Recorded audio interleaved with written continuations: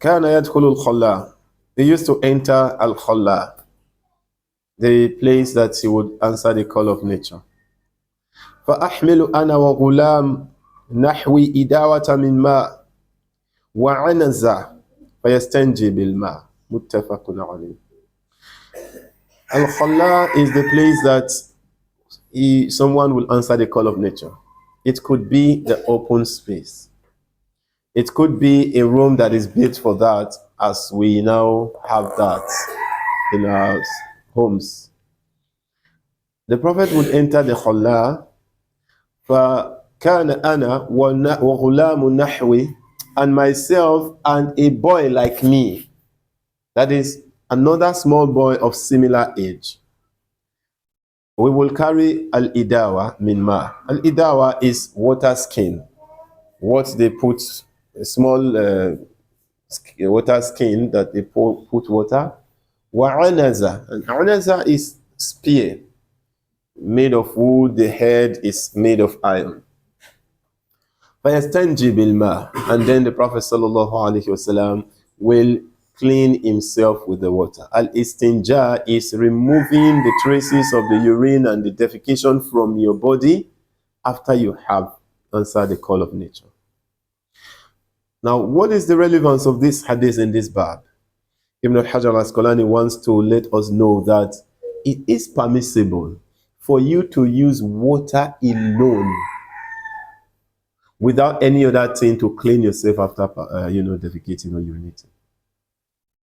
And the question is that the faces are strange. I mean, the look is strange. It is permissible to use water alone. What else do we use? It is because we now live in time that water is cheaply available. Water is cheaply available in our societies today. Imagine when you didn't have water readily available, and then you now build your house and you have an overhead tank, and then you buy water to fill the overhead tank. And anytime someone goes to the toilet, he presses the button and then one bucket of water goes. And anytime someone urinates, he presses the button and then one bucket of water goes.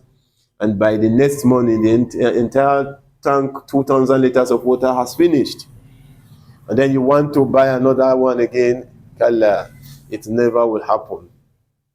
At that moment, you will realize that having other types of toilet system apart from the water system is also hygienic, and it's also economical, and it's also very good.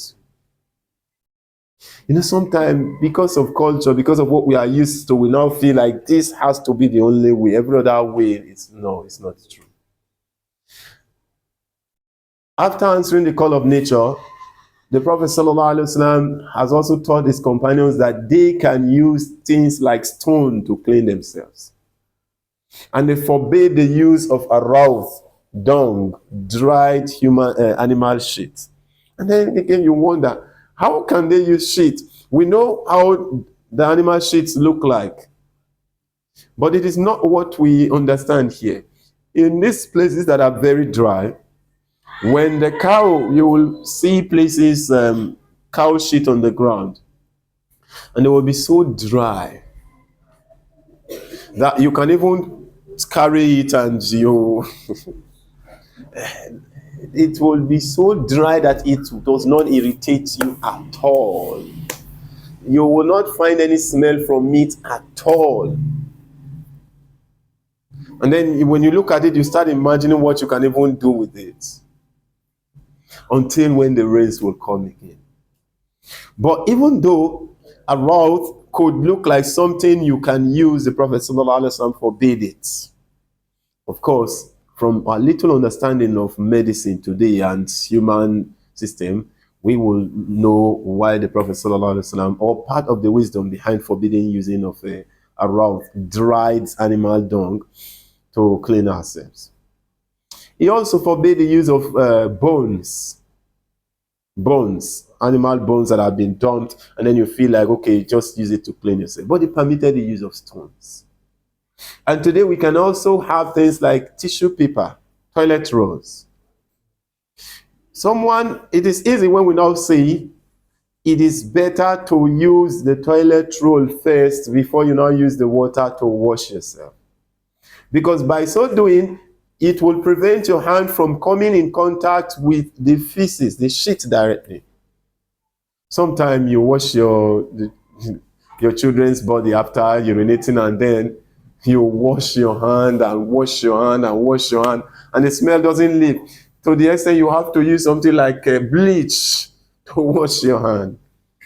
And of course, when that smell remains, it tells you that somehow you still have some pigment of that material still around your hand. So what is the hadith telling us? You still can use the water directly, but you use it in such a way that you achieve maximum cleanliness.